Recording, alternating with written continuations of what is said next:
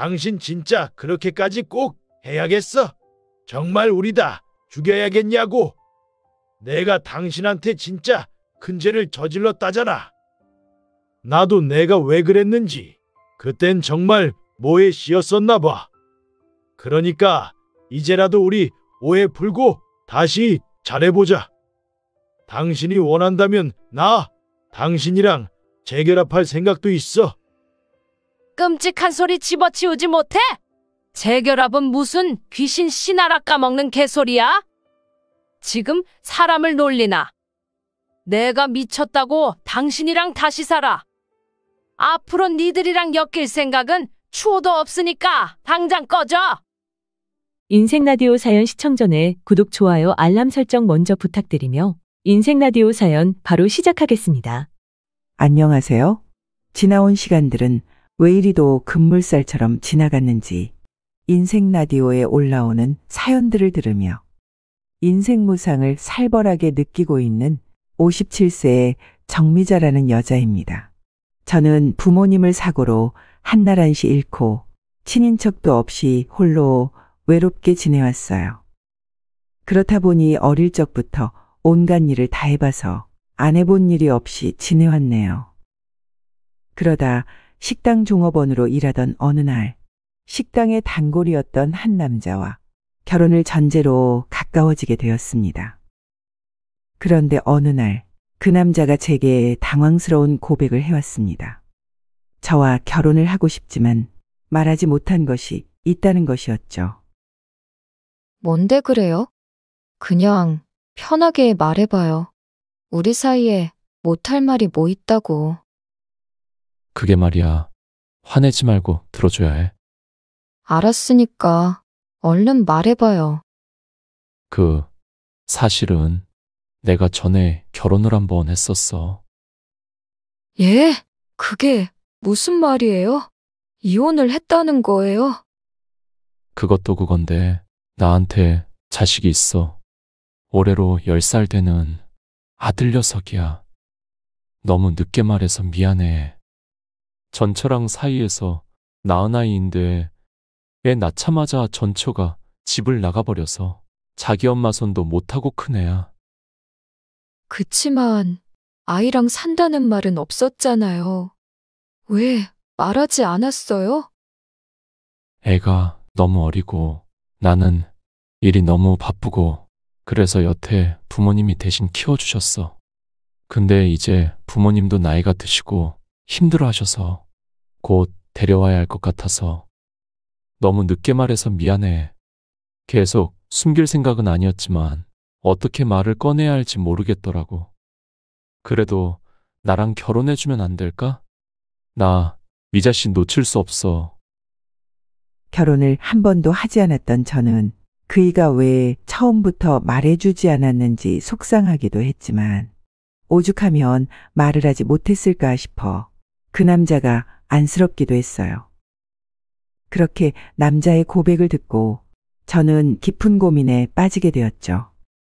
하지만 그렇다고 해서 이미 깊어져 버린 마음을 돌이킬 수도 없었기에 저는 결국 아이에게 좋은 엄마가 되어주겠다고 결심하며 그 남자와 결혼을 결정하게 되었습니다.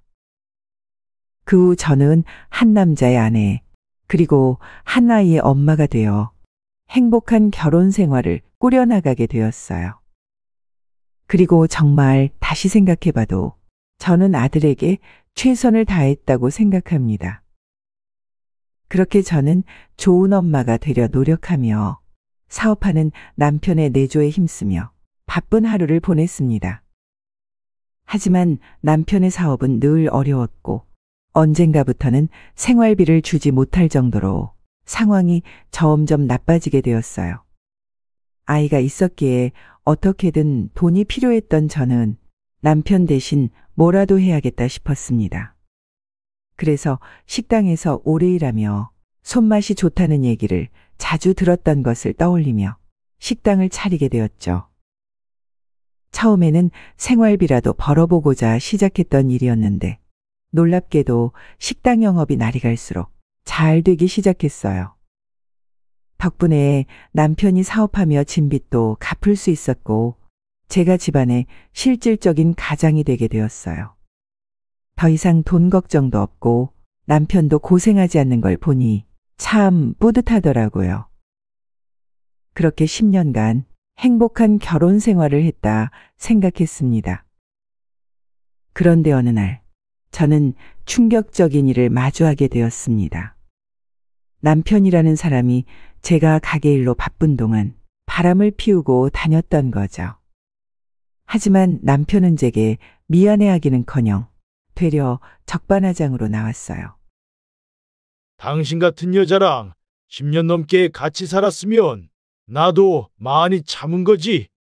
그러니까 이제 우리 그만 갈라서자. 그걸 지금 말이라고 해요? 당신이 어떻게 나한테 그럴 수가 있어? 내가 우리 가족 위해서 얼마나 열심히 살았는데. 그래, 그러니까 이제 고생 그만하고 헤어지자고. 나도 당신처럼 재미없는 여자랑 사느라 힘들었거든. 아무튼 나 당신이랑 더 같이 살기 싫으니까 당장 짐 싸서 나가줘. 그래야 내가 얼른 새 출발해야 할 거 아니야.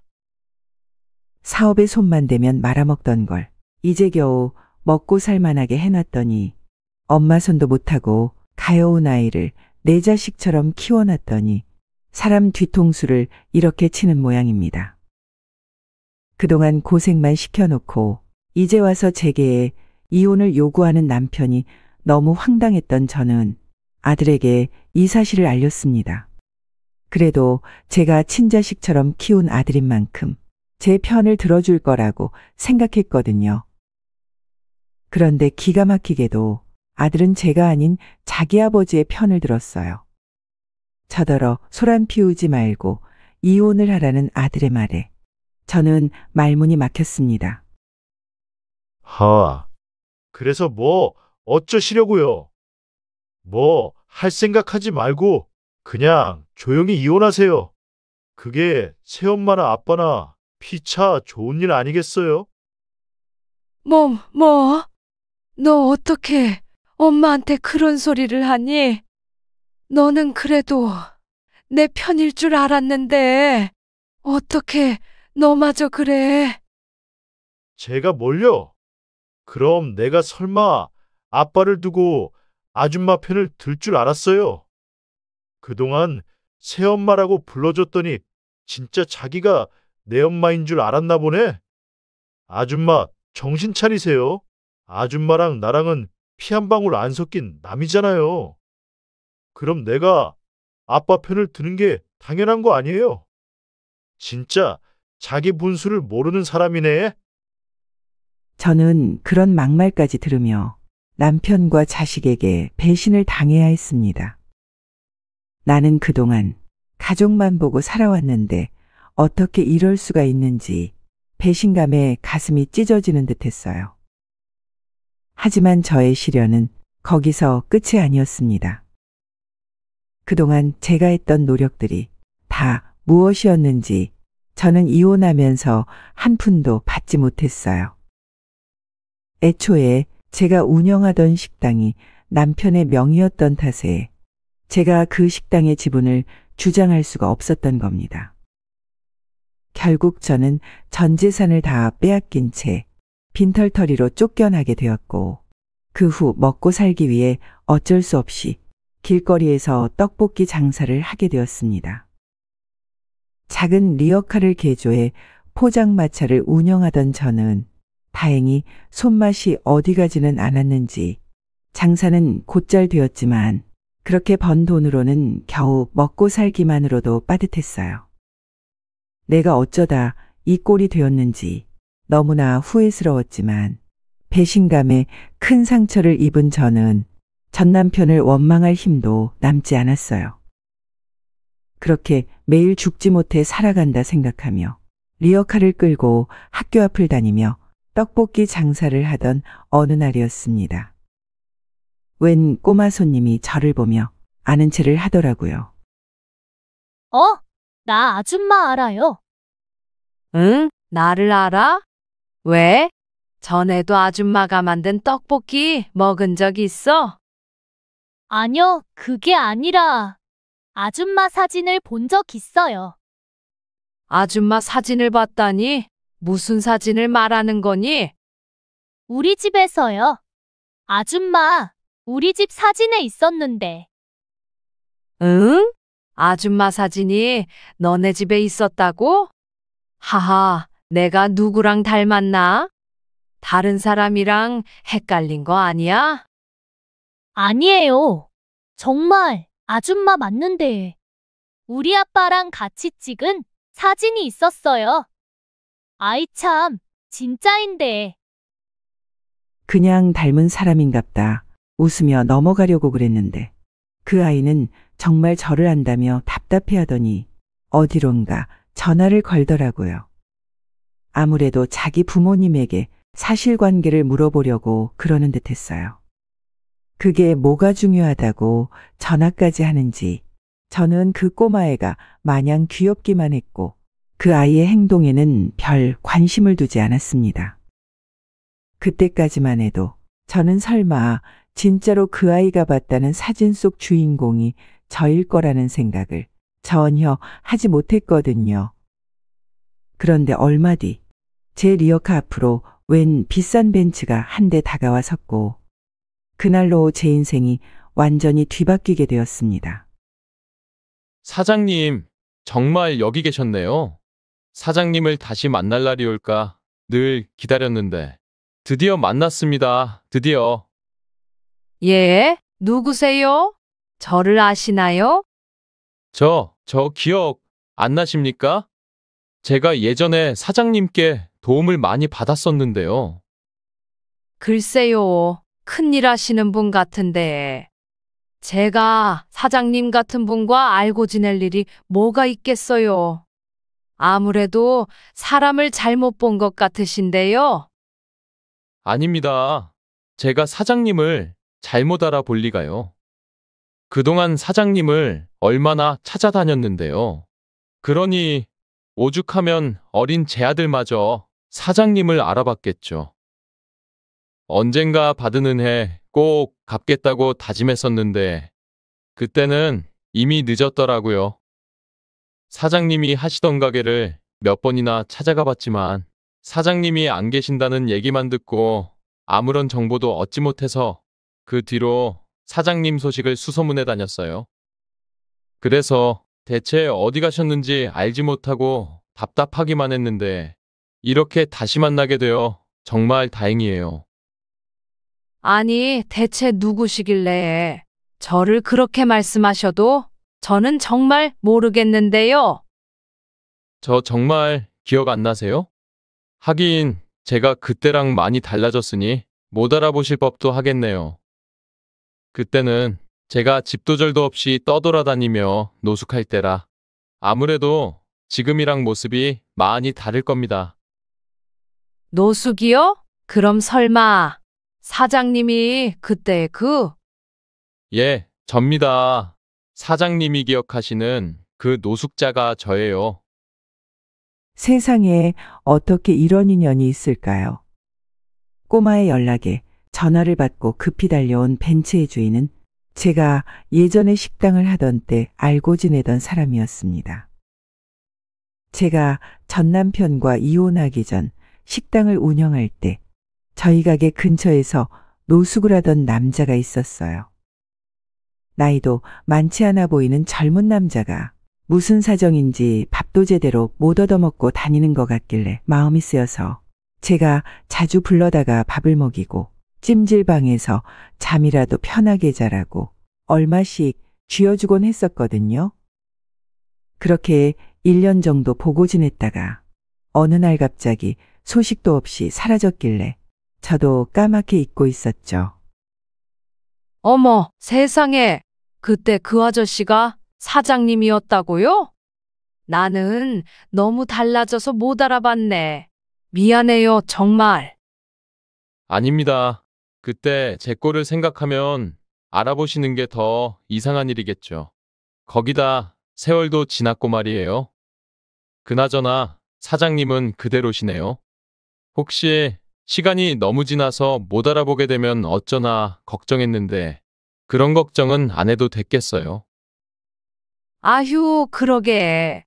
서로 알아봐서 참 다행이네. 아니, 어쩌다가 그때 그렇게 가버린 거예요. 맨날 보던 사람이 안 나타나서 내가 얼마나 걱정을 했었는데. 혹시 어디 길에 쓰러져 있거나 다친 건 아닌가 싶어서 몇 날 며칠을 주변을 둘러보고 다니고 그랬었다고요. 내가 혹시 몰라서 경찰에 신고까지 했었는데 별 소식도 없고. 제가 미리 연락이라도 드리고 갔어야 하는 건데 갑자기 사라져버려서 정말 죄송해요. 저도 워낙 경황이 없었는지라 그렇게 되어버렸네요. 죄송합니다, 사장님. 아니에요. 그쪽도 사정이 있었겠지. 사실 그래서 그냥 나도 무소식이 희소식이겠다 생각하고 지내기는 했었어요. 그런데 설마 이렇게 다시 만나게 될 줄은 몰랐네. 그걸 또 이렇게 멋진 모습으로 말이에요. 잘 지내는 것 같아서 참 다행이에요. 그런데 대체 어떻게 된 거예요? 그때는 아무리 물어도 통 얘기를 안 해서 사장님 사정이 궁금했거든요. 사실 원래 저는 사업을 하던 사람이었어요. 젊은 나이에 크게 성공을 하고 정말 남부러울 것 없는 인생이었는데 쉽게 찾아온 행운은 참 쉽게도 사라져버리더라고요. 젊은 나이에 너무 치기를 부렸던 건지 의욕만 앞선 바람에 그만 큰 빚을 지고 사업에 실패하고 말았습니다. 그래서 하던 사업은 다 접어야 했고 심지어 동업자 때문에 제 앞으로 수억의 빚까지 져야 하는 상황이었어요. 제 잘못이 아주 없다고는 할 수 없지만 저 혼자 모든 책임을 지기에는 억울한 상황이었죠. 그래서 저는 어쩔 수 없이 빚쟁이들에게 쫓기는 신세였어요. 갚고 싶어도 사업이 망하면서 더 가진 돈도 없었고 사람한테 배신당하고 상처 입고 그러다 보니 몸도 마음도 만신창이가 되어버리더라고요. 그래서 처자식 멀리 보내고 저 혼자 그냥 도망치듯 떠돌아다니며 지냈는데 그러다 보니 제가 노숙자 신세가 되었던 거죠. 세상에, 사장님도 참 마음고생 많으셨겠어요. 아휴, 그런 줄 알았으면 내가 어떻게든 더 도와주는 건데 괜히 미안하네. 아닙니다. 사장님은 저에게 충분히 잘해주셨는걸요. 사실 그때 제가 정말 배고프고 힘들었거든요. 사지 멀쩡하면 나가서 돈이라도 벌어야 할 텐데 몸이고 마음이고 다 상해서 그럴 기력도 없었고 어디 가서 도움을 구하려고 해도 쉽지 않았어요. 잘 나갈 때는 그렇게들 내 옆에 붙어 있고 싶어 하던 사람들이 사업이 망하고 나니 다 어디로 가버렸는지 저를 도와주겠다는 사람도 하나 없었거든요. 그런데 그때 유일하게 저를 도와주신 게 바로 사장님이셨습니다.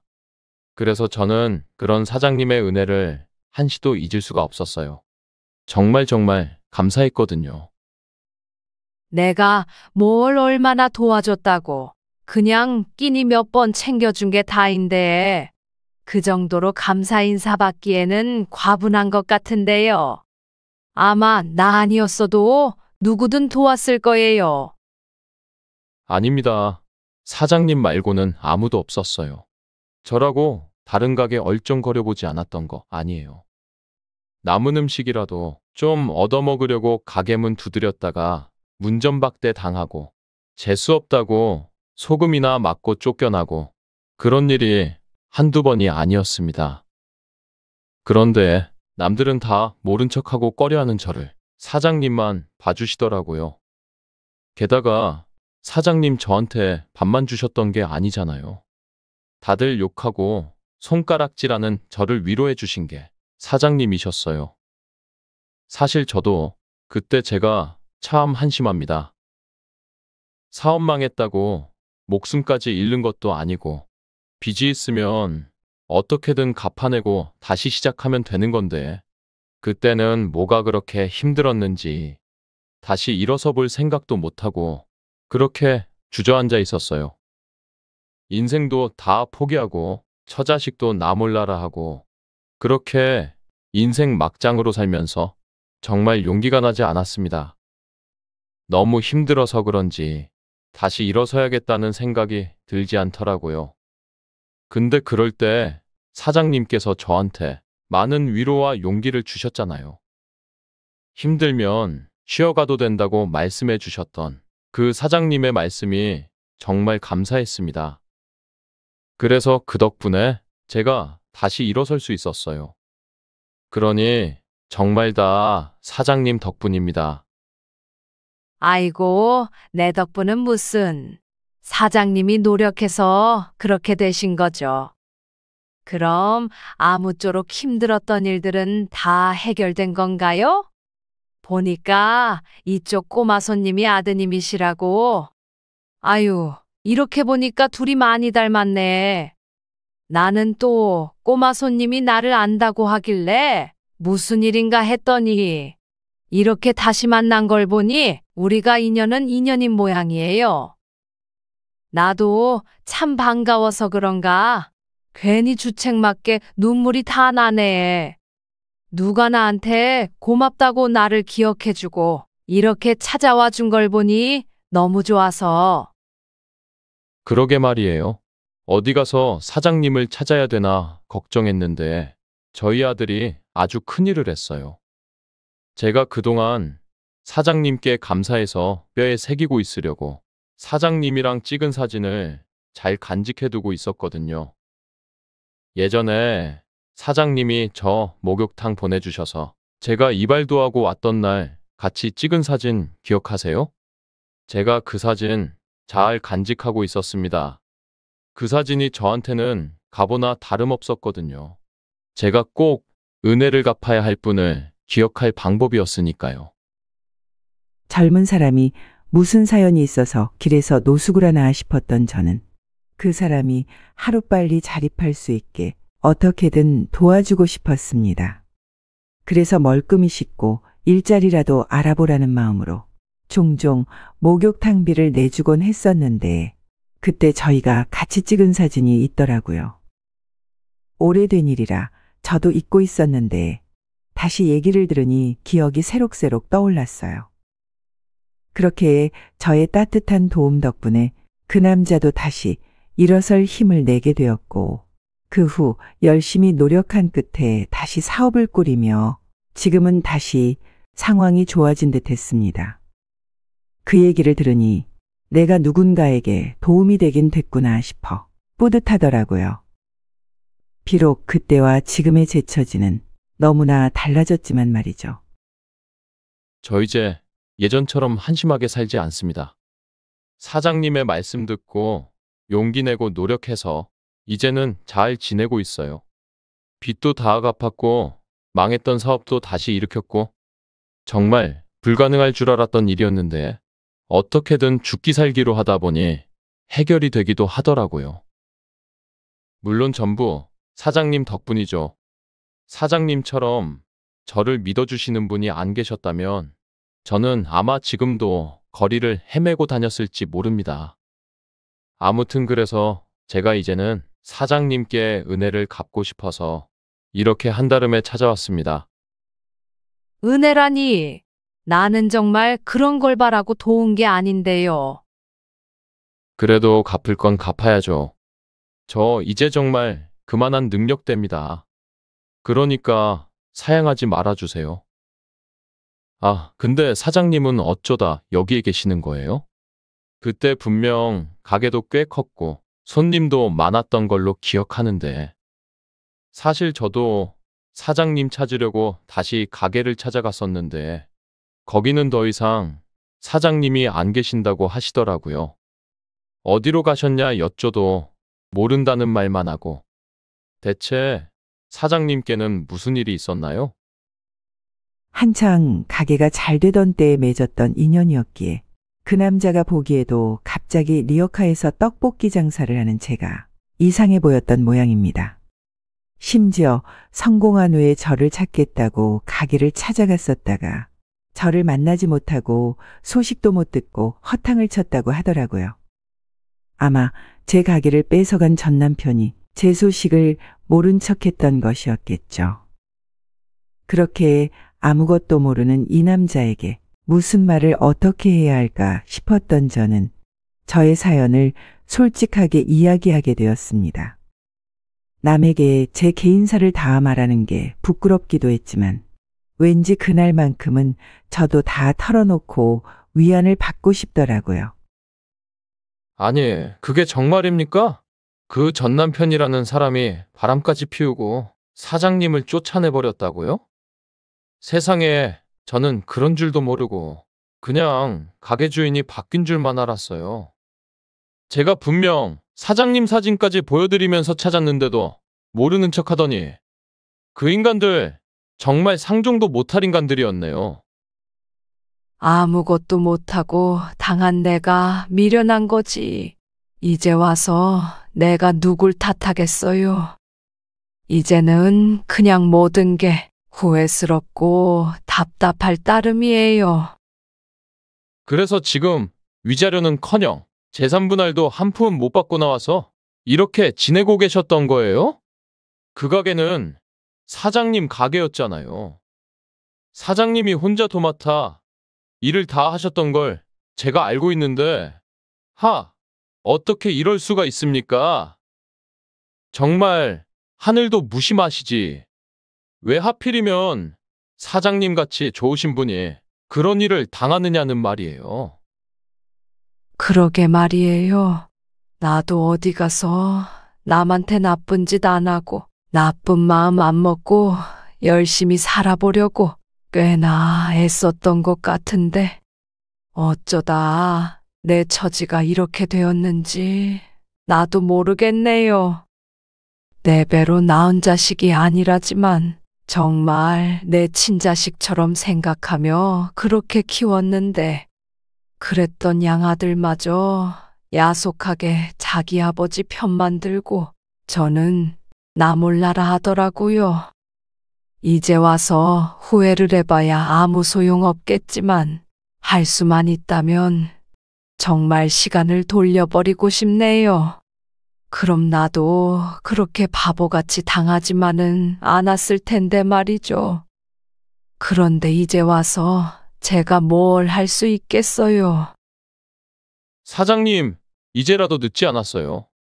아무리 세상이 요지경이라 그래도 사장님 같은 분이 이런 일을 당하시면 안 되죠. 사장님이 당한 만큼, 아니, 그 배로 복수해줘야죠. 적어도 사장님 몫이었던 건 다시 받아내야 맞는 거죠. 아유, 그러면 나도 정말 좋겠지만 이제 와서 뭘 어쩌겠어요. 복수를 하고 싶어도 나는 그럴 힘도 능력도 없는걸요. 그 남자가 제 아픔에 공감해준 것만으로도 저는 고마웠습니다. 세상 사람들이 다 나를 외면했어도 내 아픔을 알아주는 사람이 하나라도 있다는 게 그때는 참 많은 위로가 되더라고요. 그래서 그것만으로도 되었다 생각했는데 그 남자는 제 일을 듣고 마치 자기 일처럼 화를 내며 길길이 뛰는 겁니다. 이대로 당하고 있으면 안 되는 거라며 복수를 해야 한다고 하더라고요. 물론 저도 그런 걸 생각해 보지 않았던 건 아니었지만 제가 무슨 수로 복수 같은 걸 하겠어요. 저 같은 평범한 사람에게 복수는 드라마에나 나오는 꿈 같은 일이라 생각했습니다. 아니요. 사장님도 충분히 할 수 있습니다. 복수. 그 복수 제가 도와드릴게요. 예? 그게 무슨 말씀이세요? 사장님이 제 복수를 도와주신다뇨? 그건 말도 안 됩니다. 그리고 그렇게 도움받을 이유도 없고요. 제가 말씀드렸잖아요. 저 사장님 찾아온 거 그냥 반갑다, 회포나 풀자고 온 거 아니라는 거. 저 사장님한테 은혜 갚으러 온 겁니다. 그리고 아무래도 제가 은혜를 갚을 방법이 바로 그것인 것 같네요. 저한테 다 방법이 있어요. 그러니까 사장님은 걱정하지 마시고 제 말 듣고 따라와 주세요. 제가 어떻게든 사장님 목 다시 받아내고 꼭 복수하게 해드릴 테니까요. 이게 대체 무슨 말인지 저는 어리둥절하기만 했습니다. 옛날에 도움받은 것이 고마워 은혜를 갚겠다고 하기는 했지만 그래봐야 밥이나 한 끼 얻어먹겠나 싶었거든요. 그런데 저의 복수를 도와주겠다니 저는 도통 무슨 이야기인지 알 수가 없었습니다. 하지만 남자는 자신 있는 표정으로 그렇게 말을 했어요. 그리고는 제게 명함 한 장을 건네고는 며칠 뒤 다시 돌아오겠다는 말과 함께 자리를 떠나셨습니다. 그리고 그렇게 저는 윤 사장님과 연을 맺게 되었습니다. 그동안 이름도 나이도 모르고 지냈었는데 이제서야 통성명을 하게 되었네요. 윤 사장님의 이름이 적힌 명함을 받게 된 저는 명함에 적힌 회사를 보고 깜짝 놀랄 수밖에 없었습니다. 그 회사는 저도 지나가다가 들어본 적이 있는 회사였거든요. 이 정도로 유명한 회사의 사장이 제가 알던 사람이었다니, 그것도 가게 앞에서 밥 굶던 노숙자였다니, 저는 놀랍고 또 놀라웠습니다. 이래서 아무한테나 함부로 하면 안 된다고 하는 건지, 정말 세상 일이라는 게 어떻게 될지 모른다 싶더라고요. 그리고 며칠 뒤, 윤 사장님은 약속대로 다시 저를 찾아오셨습니다. 그리고 저를 데리고 어딘가로 가더라고요. 그렇게 제가 가게 된 곳은 다름 아닌 저희 옛 가게 앞이었습니다. 아니, 여기는 옛날 제 가게잖아요. 여기를 왜 다시 왔어요? 설마 나더러 그 인간이랑 지지고 볶고 하라는 거예요? 아유, 나는 그렇게 못해요. 아닙니다. 그러시라고 모셔온 거 아니에요. 그 가게 말고 여기 옆상가요. 여기를 보여드리려고요. 예? 여기는 왜요? 앞으로 여기가 사장님 가게가 될 겁니다. 벌써 계약은 다 끝냈고 사장님이 원하시는 것만 말씀하시면 곧바로 공사 들어갈 거예요. 최대한 많은 인원으로 빠르게 공사 부탁했으니까 아마 일주일에서 보름 뒤에는 바로 장사하실 수 있을 겁니다. 그게 무슨 말씀이신지 저는 잘 이해가 안 되는데요. 공사라니요? 설마 지금 저더러 여기서 장사를 하라는 말씀이세요? 예, 맞습니다. 앞으로는 여기서 예전처럼 장사하시면 됩니다. 그래서 옆 가게보다 대박 나세요. 그게 그럼 사장님이 제일 통 크게 복수할 수 있는 방법 아니겠습니까? 제가 이걸 생각해낸다고 얼마나 머리를 썼는지. 하하, 사장님이 좋아하셨으면 좋겠어요.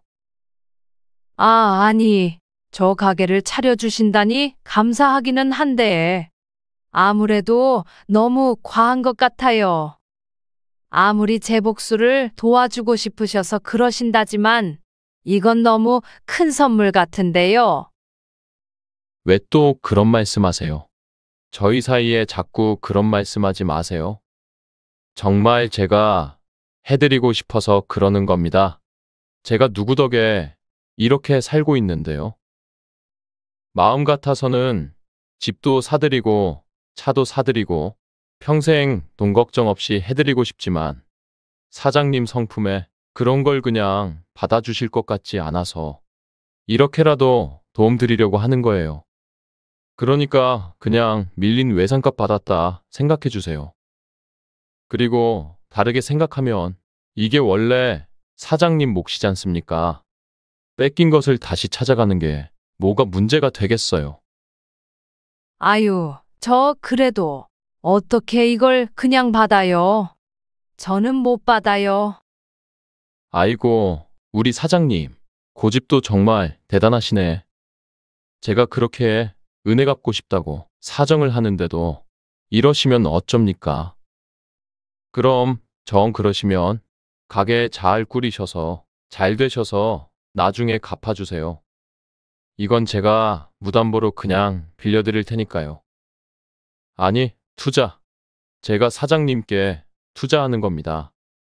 저는 사장님이 다시 일어서실 거라 믿어요. 사장님이 오래전에 저를 믿어주셨던 것처럼 말이에요. 나를 믿어준다는 말이 왜 그렇게 고마운지.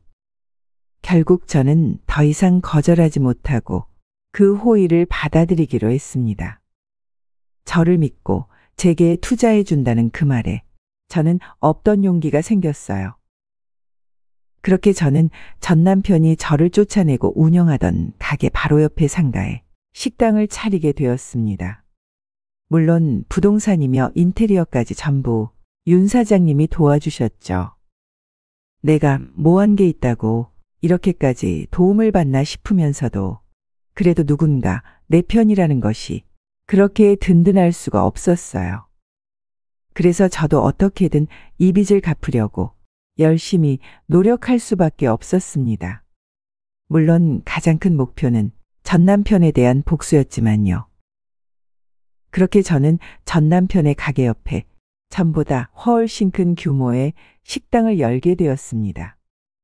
갑자기 상황이 급하게 전개되어 장사를 할 수 있으려나 걱정이었는데 제가 그래도 나쁘게 살지는 않았던 건지 다행히도 저를 도와주는 사람들이 한둘이 아니었어요. 이혼당한 후로 내내 제가 혼자라 생각했는데 저를 걱정하는 사람이 윤 사장님뿐만이 아니었더라고요. 식당 일을 하려면 아무래도 합이 잘 맞아야 한다는 생각에 혹시나 싶어 예전에 같이 일했던 직원들에게 연락을 돌려봤는데 너무 놀랍게도 다들 제 이야기를 듣고 저를 도와주겠다고 찾아와 준 겁니다. 세상에, 사장님, 그동안 어디서 어떻게 지내셨어요? 사장님 이혼당하고 쫓겨나셨다는 소리 듣고 저희들이 얼마나 걱정을 했는데요. 그런 일이 있으시면 저희한테라도 말씀을 하시지. 저희가 어떻게든 사장님 돕고 싶었는 줄 아세요? 아휴, 대체 어디서 어쩌고 지내시나 소식이라도 알았으면 싶었는데. 그래도 다시 뵙게 돼서 정말 다행이에요.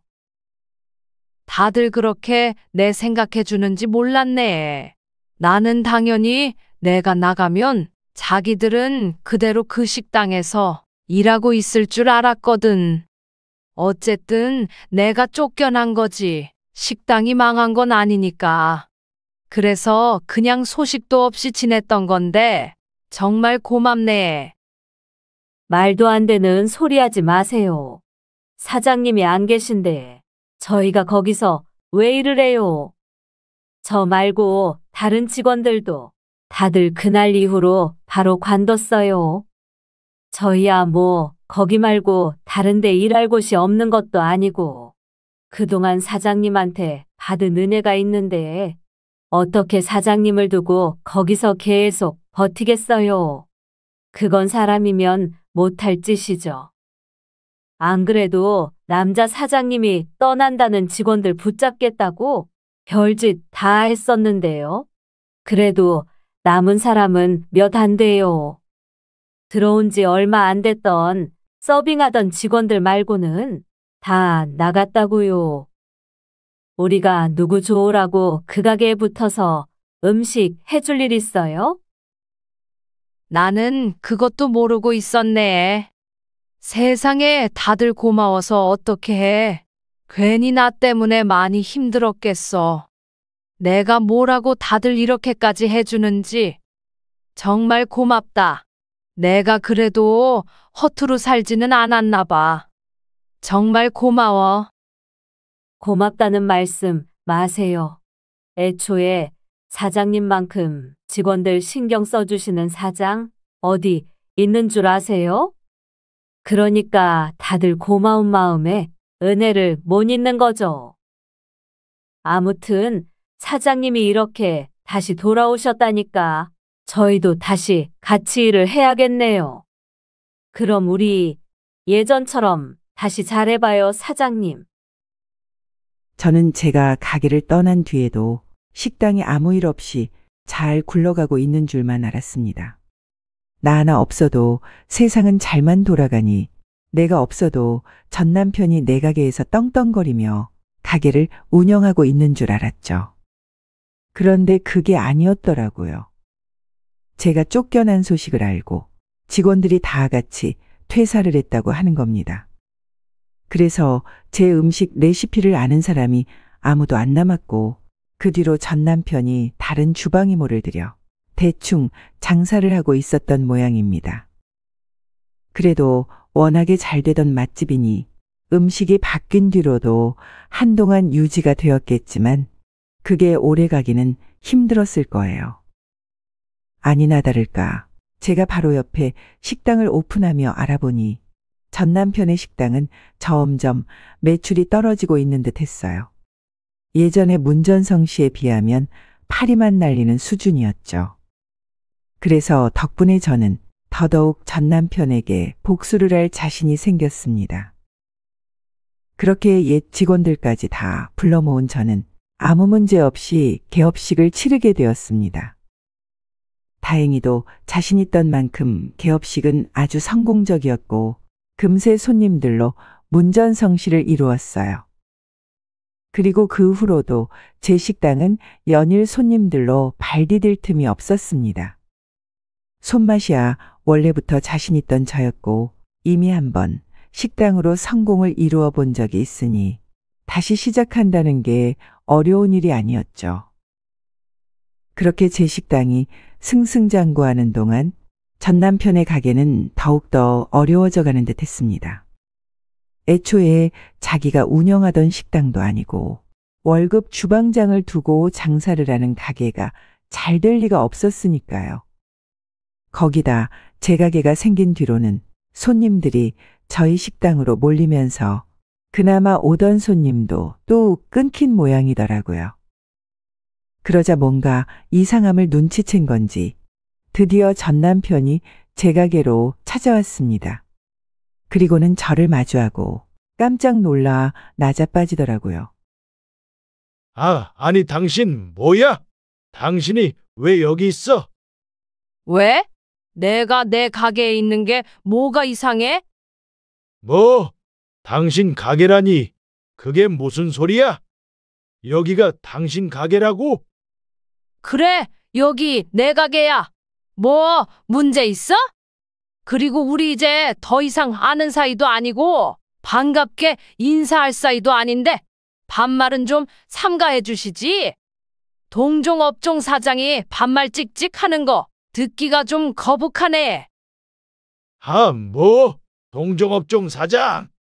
그게 지금 당신이 할 소리야? 아니 대체 어떤 개념 없는 인간이 바로 옆에 똑같은 식당을 차리나 했더니 그게 너였어? 생판 남이라 그래도 미치고 발작 돌겠구만. 야, 너 돌았냐? 미쳤어? 어쩐지 언젠가부터 손님 다 떨어져 나간다 했더니 네가 이런 수작을 부리고 있었구만. 네가 무슨 재주로 여기다 가게를 차렸는지 모르겠지만 험한 꼴 보기 전에 나가. 내가 너 때문에 얼마나 손해를 봤는지 알기나 해. 수작? 수작은 무슨 수작? 내가 뭔 수작을 부렸는데? 나는 그냥 옛날 내 가게 옆에 똑같은 가게를 차렸을 뿐이야. 그러지 말라는 법도 없고 아무 문제 없는데. 근데 그걸 수작이라고 말하면 안 되지. 수작은 당신이 나한테 했던 게 수작이지. 아니, 그건 만행이라고 해야 하나? 남이 다 차려놓은 밥상에 숟가락 얹은 걸로도 모자라서 밥상 주인 쫓아낸 건 당신 아니야? 뭐? 야, 말은 똑바로 해야지. 처음부터 그 가게 명의는 내 명의였어. 내가 주인이라고. 남의 명의로 장사한 주제에 어디서 주인 행세야? 그래, 그게 내 가장 큰 실수였지. 당신 같은 인간을 너무 믿었던 거. 그래서 아주 후회 막심했어. 그래서 이제라도 내 몫을 찾으려고 말이야. 아무튼 나는 아무 잘못 없으니까 장사 안 되는 거 나한테 따져 물을 생각 말고 자기 가게나 더 열심히 들여다보지 그래.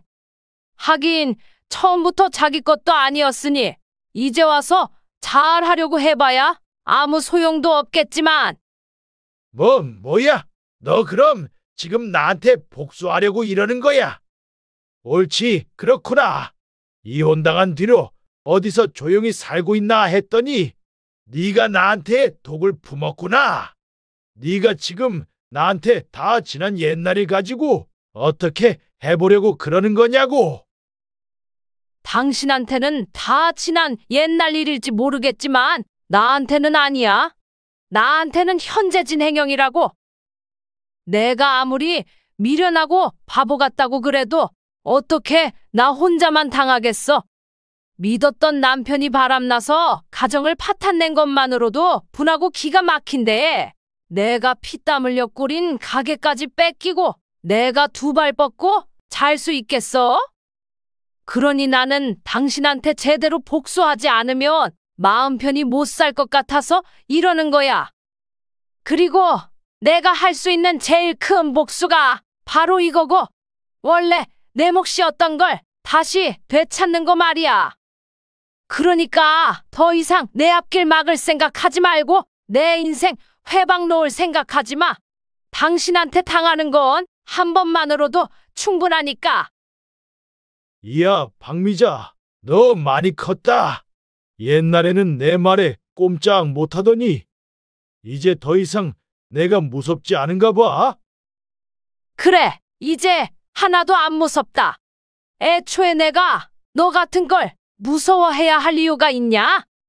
나는 네 덕에 다 잃고 이제 더 잃을 것도 없는 사람이야. 그래서 내가 아주 이를 악물었으니까 제대로 각오하는 게 좋을 거야. 내가 이 자리에 개업을 한 게 그냥 한 건 아니라는 거 이제 당신도 알아듣겠지?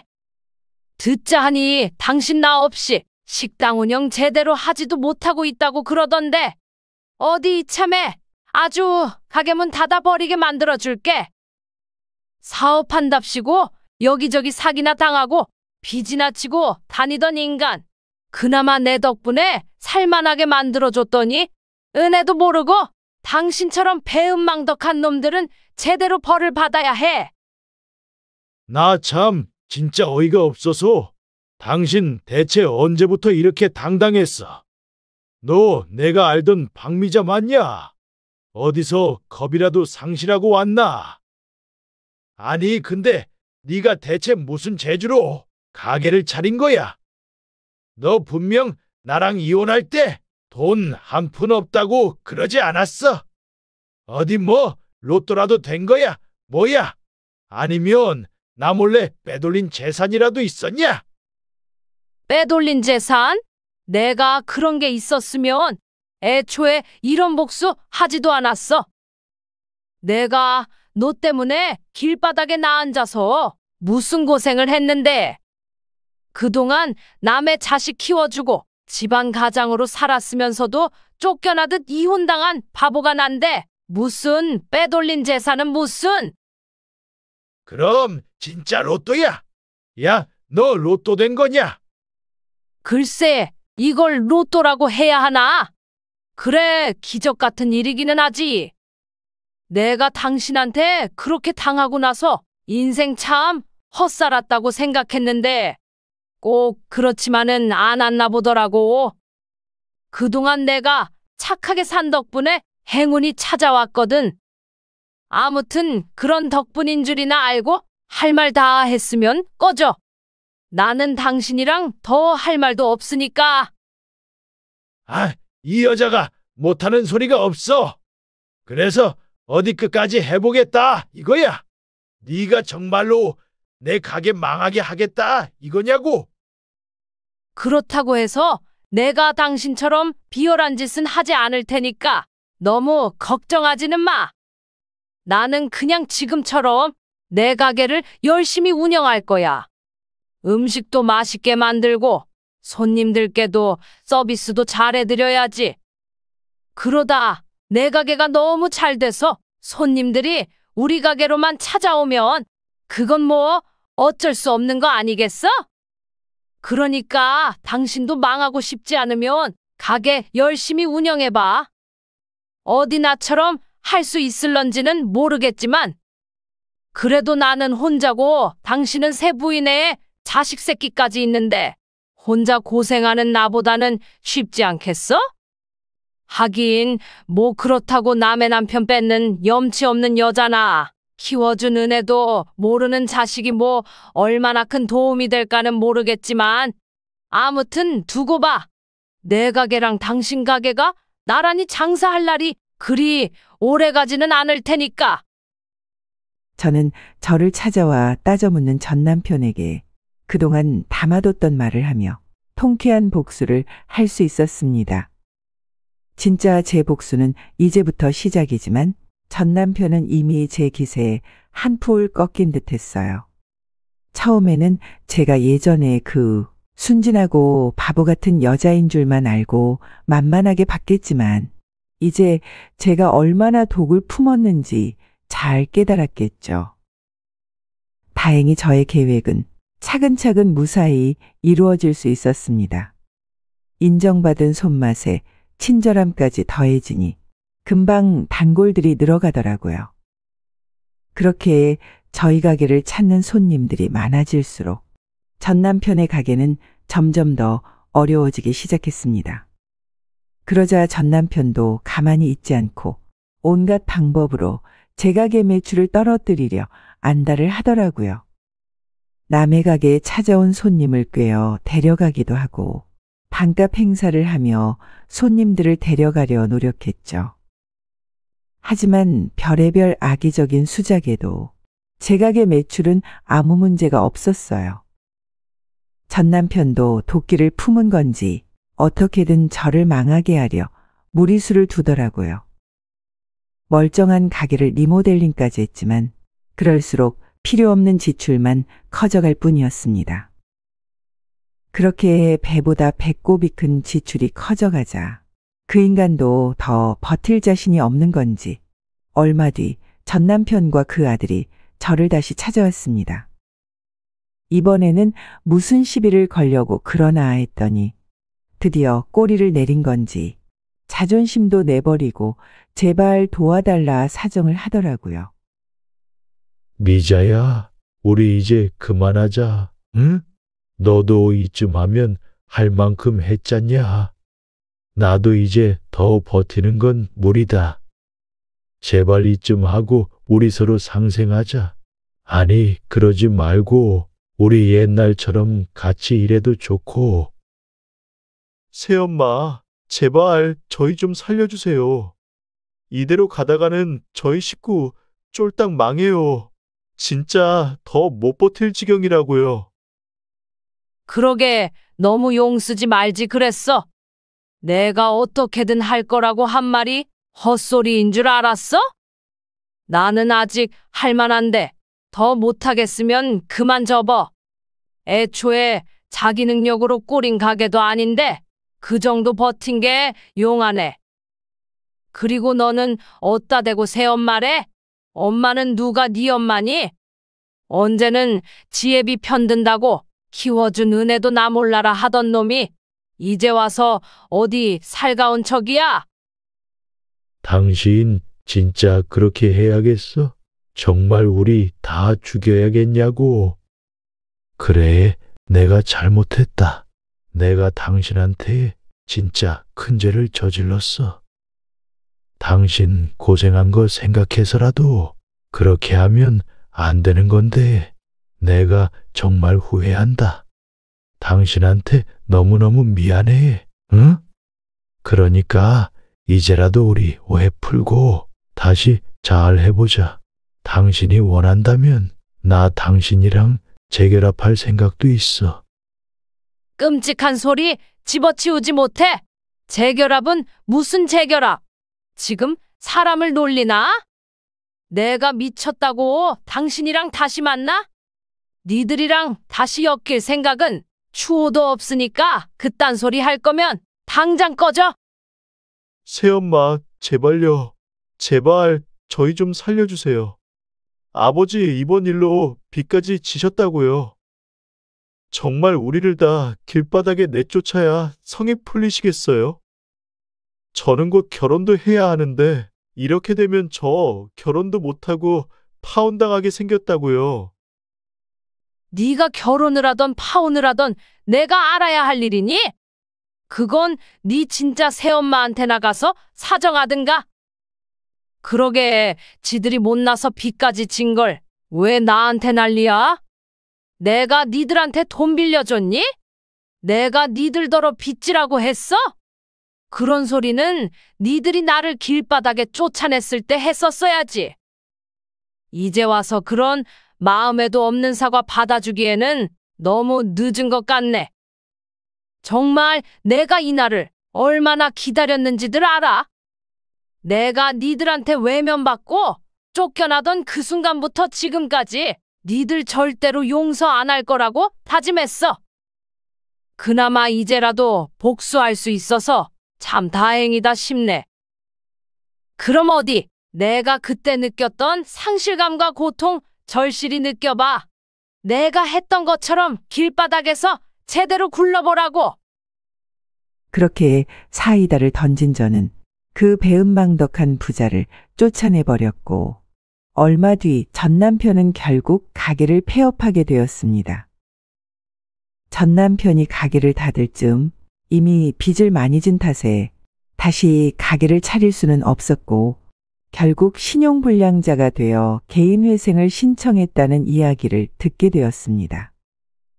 그리고 그 아들 역시 결혼하겠다는 말이 거짓말은 아니었는지 결국 돈이 없어서 결혼도 못하고 파혼을 당했다는 소식을 전해 듣게 되었죠.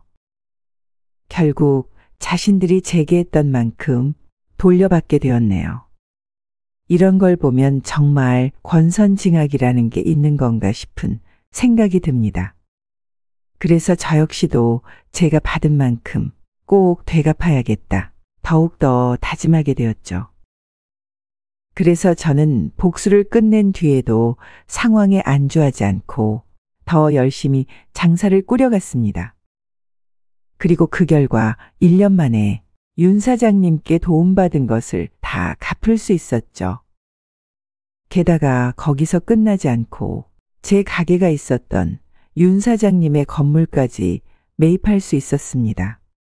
그제서야 드디어 윤 사장님께 진 빚을 갚을 수 있었던 거죠.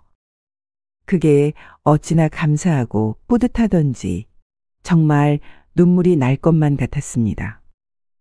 그리고 이 모든 것은 저를 물심양면으로 도와주신 윤 사장님의 덕이었어요. 이제 이 건물은 사장님 거예요. 축하드립니다. 드디어 원하던 바를 다 이루셨군요. 원하던 바 그 이상이죠. 이렇게까지 잘 될 줄은 몰랐는데 이 모든 게 다 윤 사장님 덕분이에요. 전 남편한테 복수도 멋지게 하고 가게가 잘 되다 못해 건물까지 갖게 되고 이걸 어떻게 감사드려야 할지 정말 모르겠어요. 아닙니다. 다 사장님 덕이죠. 애초에 제가 사장님을 돕게 된 것도 사장님이 덕을 뿌리신 덕이고 가게가 잘 될 수 있었던 것도 사장님이 열심히 하신 덕분이죠. 사장님은 이제서야 고생의 보람을 얻으셨을 뿐 제가 한 것은 아무것도 없습니다. 그렇게 말씀해 주시니 더 감사할 따름이네요. 정말 윤 사장님을 만난 게 제 인생 최고의 행운이 아닐까 싶습니다. 그럼 그 행운 놓치지 말고 계속 가져가세요. 저도 앞으로 계속 사장님 돕고 싶으니까요. 그럼 우리 앞으로도 계속 잘 지내봅시다. 그 후로도 저와 윤 사장님은 좋은 친구처럼 오누이처럼 잘 지내고 있습니다. 윤 사장님 가족과도 자주 만나 시간을 가지고 이제는 정말 가족 그 이상의 관계가 되었다 싶네요. 어쩌면 외로운 제게 하늘이 이런 좋은 인연을 내려주신 게 아닌가 싶은 생각마저 듭니다.